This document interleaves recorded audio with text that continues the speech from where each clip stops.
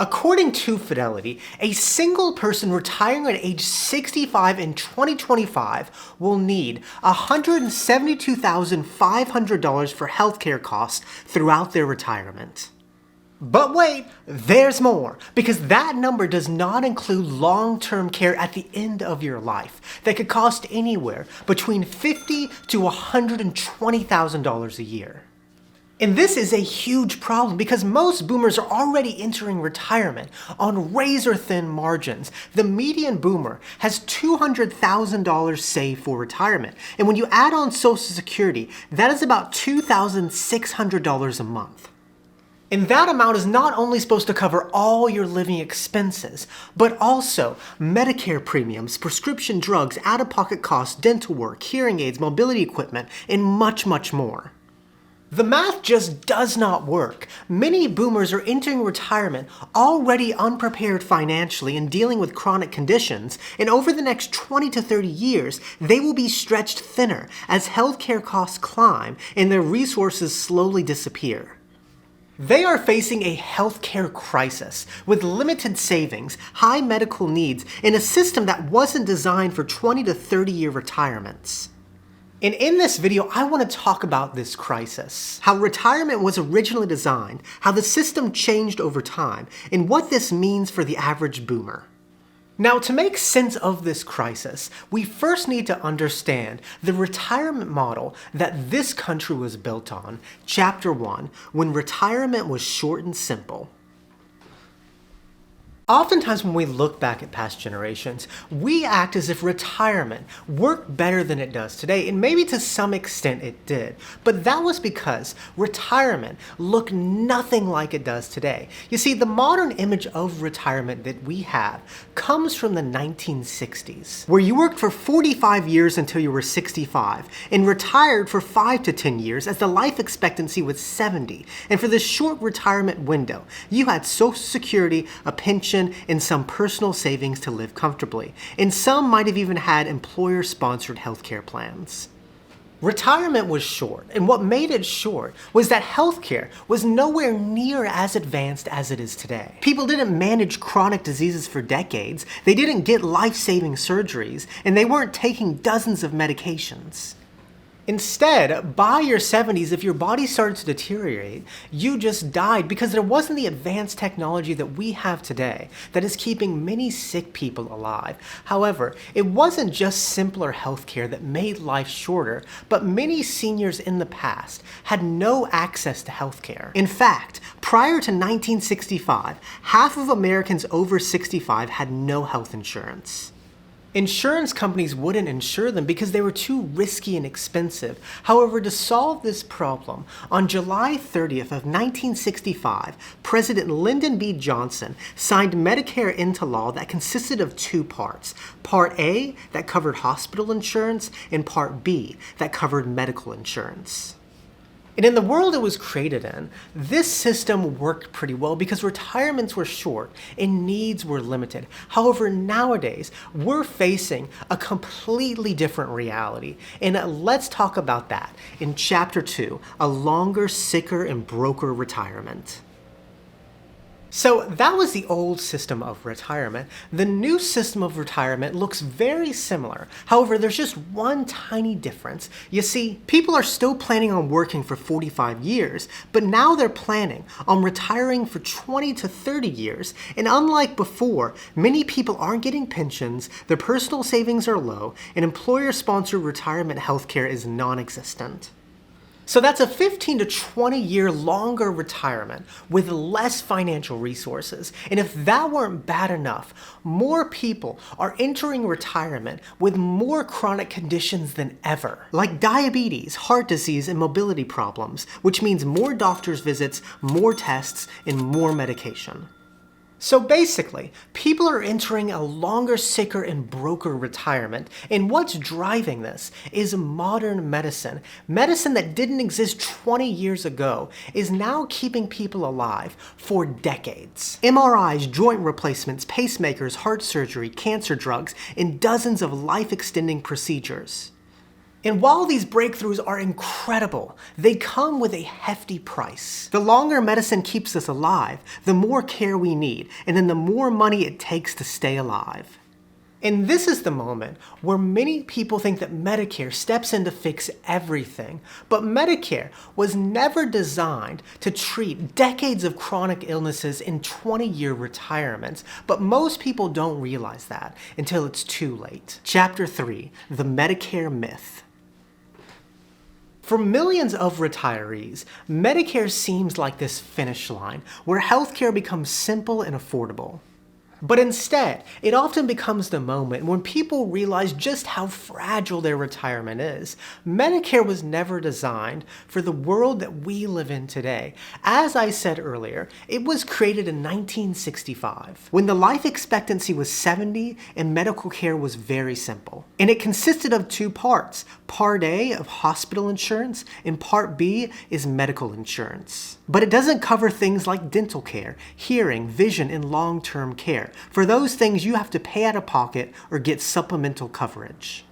There's a big gap in the things that it does not cover. However, for things it does cover, it's not this free socialized health insurance for seniors, but it can actually eat away a lot of your retirement income. The average monthly premium for Medicare is $185. If you want Part D or prescription drug coverage, it will cost you another $40 a month. And if you want Medigap, which helps you fill in the gaps of Medicare, that's $217 a month, totaling $442 a month. And if you choose to get Medicare Advantage over Medigap and get $0 premiums, in the short term you might save money, but in the long term you could end up with many high out-of-pocket costs that it doesn't cover.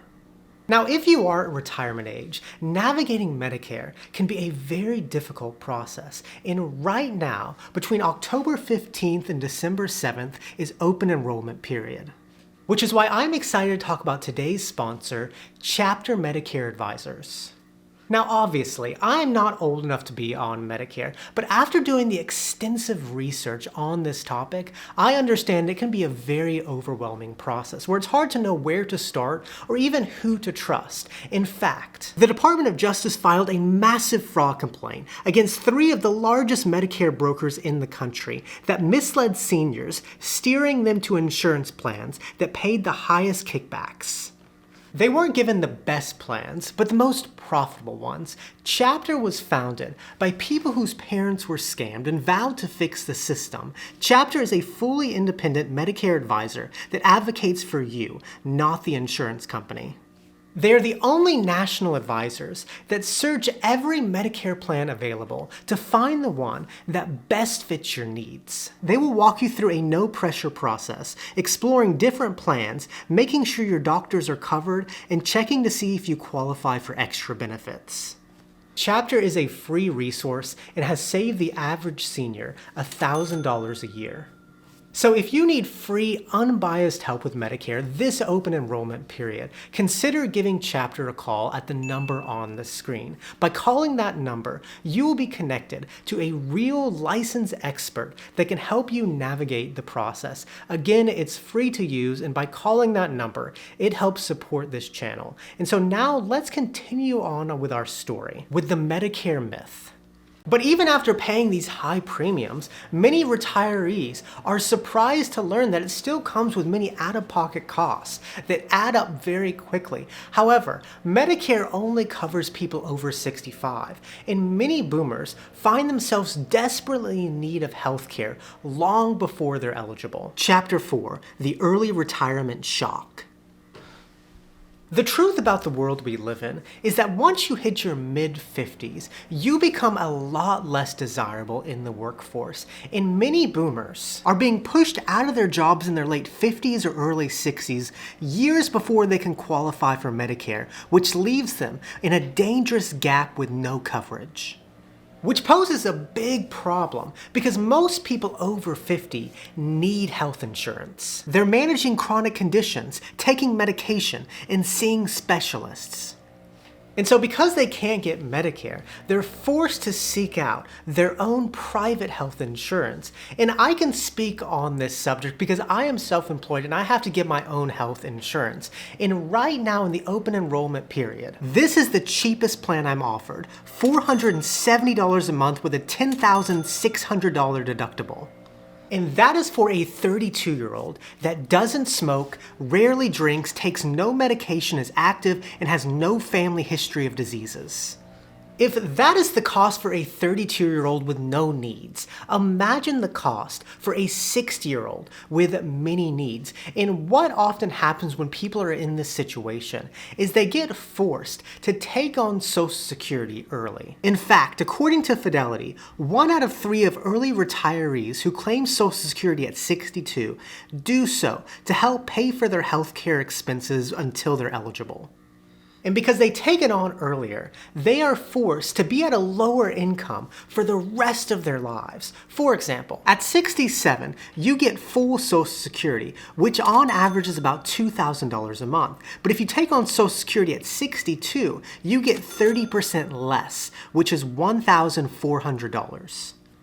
They start getting squeezed at the start, and by the time they reach 65, when they're eligible for Medicare, it doesn't get any easier. Chapter 5, the middle class medical squeeze.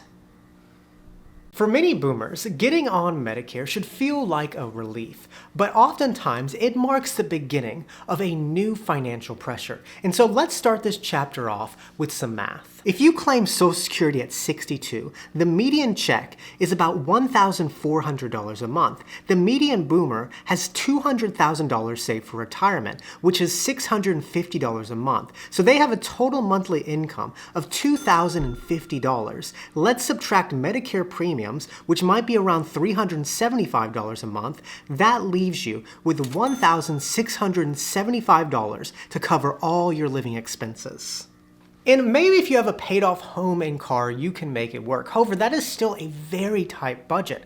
You're not going to be able to do things like take vacations. You'll always be on a tight budget, and you'll always be waiting for the next Social Security check. But wait, there's more. That $375 a month premium doesn't mean you're home free, but many seniors need far more coverage that Medicare doesn't cover, and these add up very quickly. Like Part D, dental, vision, and some surprise uncovered expenses that come up every month that continue to lower their monthly income. Their limited income keeps getting smaller, making it hard to make it work in the short term. But in the long term, things look even grimmer because healthcare inflation beats cost of living adjustments by a landslide. For example, in 2024, Social Security benefits increased by 3.2% as a cost of living adjustment, but Medicare Part D increased by 6%. Some medications went up by 10%, and Medigap might increase 8% a year. Healthcare inflation is outpacing the cost of living, but the biggest pressure point often isn't the monthly premiums or deductibles, it's prescription drugs. Chapter 6, the prescription drug trap. Perhaps one of the biggest reasons people are living longer is because they're on a bunch of different medications. According to some sources, the average senior takes 4 different drugs daily. These are not just temporary drugs, but these are drugs that you have to stay on for the rest of your lives. And even if you have Part D coverage or prescription drugs, it doesn't cover everything. It still comes with deductibles, copays, and uncovered drugs, which can add up to over $1,000 in expenses in an already tight budget. And also, being on these medications often means more doctor's visits, more tests, and more follow-ups, adding more bills into your retirement. And these medical costs don't just affect individuals, but they affect entire households. And if one spouse gets sick, it can be the collapse of the entire couple's retirement plan. Chapter 7, the spousal spin down. So far in this video, I've approached this topic from the lens of a single person. However, about 50% of retirees will retire with a partner. And this can be a double-edged sword, because on one hand, you get 2 Social Security checks and perhaps 2 401ks, but you have just 1 mortgage, 1 set of utilities, 1 grocery bill, and 1 household to maintain, whereas a single person has to do it all alone. In many ways, retiring as a couple is far cheaper and more stable than retiring as an individual. However, that stability disappears the moment one spouse gets sick. For example, I knew this couple that prepared very well for retirement. They had a nice house on the lake, paid off cars and savings, and then the husband started to have serious heart problems.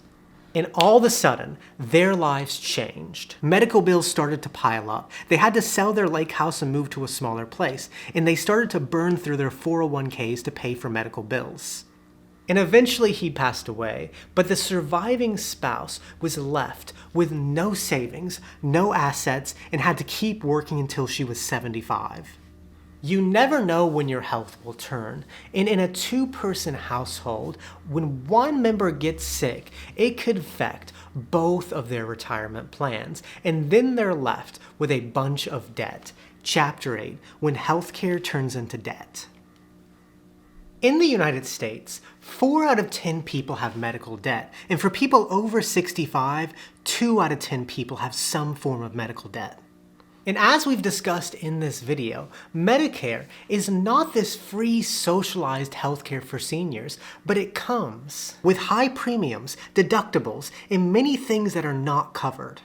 And when people are on a limited income, these medical expenses can quickly turn into debt that can pile up. Retirees can get in this vicious circle of putting medical bills on their credit cards, falling behind on bills, and borrowing against their 401ks.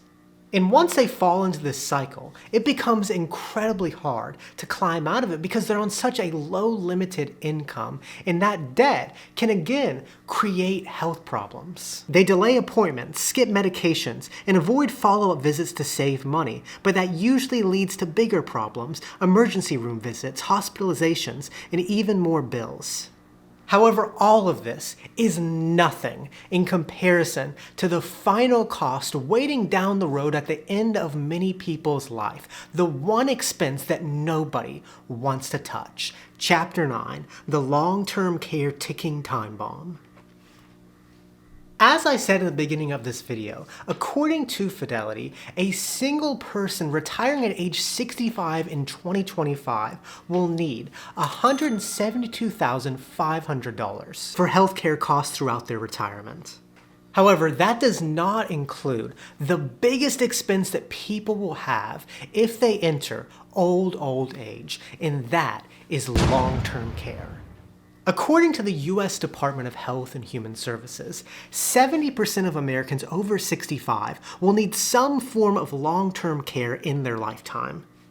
And Medicare does not cover this expense, and trying to cover it on your own is damn near impossible. A nursing home costs anywhere between $6,000 to $10,000 a month. Assisted living costs between $4,000 to $6,000 a month, and memory care costs between $6,000 to $9,000 a month.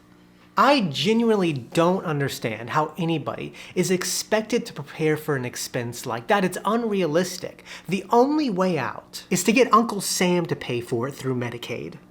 But there's a catch. The government doesn't just give it to you automatically, but many states require that you lower your countable assets down to just a couple $1,000s. And in many cases, people end up selling their cars, draining their 401ks, cashing out life insurance, and spending everything they have in order to qualify, which is called a Medicaid spend down.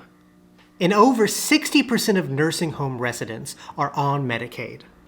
You spend down everything you have until you are essentially broke and living in poverty, and then you will qualify for Medicaid. And that is the not so happy ending that millions of boomers will face at the end of their life, living in poverty and having nothing left to pass to their family. And so I want to finish this video off with Chapter 10, where do we go from here? Alright, another deep dive story in the books. Every time I research one of these topics, I never know what the story will be, but I spend 2 to 3 days of researching and I eventually find a story. And the more I research retirement, as that is the topic that it seems that you guys want me to talk about, the more I see how unfeasible it is for the average person. Retirement worked okay when it was 5 to 10 years, but now that it's 20 to 30 years, it's just not realistic. And so as we wrap up yet another great video essay, as the student of the topic, I want to share my personal 3 takeaways that I learned making this video. 1. Most people will not be able to work for 40 years and retire for 30. The more I research retirement, the more I see that the reality is most people will not be able to work for 40 years and retire for 30. The math just doesn't work. Life is hard and most people aren't able to save at rates that high. But even if they could, that savings would need to weather decades of rising healthcare costs, inflation, and longer lifespans. The boomers are really the guinea pigs to this DIY retirement, and I think over the next few decades, we're going to see how unsustainable this system is. And as other generations start entering retirement, I think we're going to have so many problems, and it's going to be interesting to see what ends up happening. 2. Our private healthcare system is beyond broken. Whenever COVID happened, I thought that there was going to be this big push where everyone comes together and demands a more socialized healthcare system like the rest of the developed world. But shortly I realized that's not going to happen. And after COVID, I am convinced it is never going to happen. In my opinion, there are certain industries that should never be for profit, but should be for the greater good, like education, public safety, and healthcare. But hey, in America, we would rather take the crumbs away from the poor so that we could give trillion-dollar tax breaks to the rich. The moment you start putting profit on basic human needs is the moment that everybody loses. And finally, staying healthy is a financial strategy, and it takes a lifetime. If there's one thing that I'm learning and seeing as I'm entering my 30s, it is that health is not something that happens on its own, but it's something you have to work on for your entire life. I think that once you enter your 30s, people go down 2 paths. Some people stay active and eat healthy, while others stay sedentary and continue to eat garbage. And throughout their lives, these habits compound. Diet and exercise don't guarantee good health, but they are a key ingredient to living a rich life, and the path that you choose to make could drastically impact how your retirement plays out. Thank you so much for watching. If you enjoyed this video, please give it a like, subscribe for more videos like it, and if you want to hear another very interesting story about why boomers are leaving America in search for a better life, give this video a watch next. And with that, muchas gracias, que tengan un buen día. Nos vemos, chicos.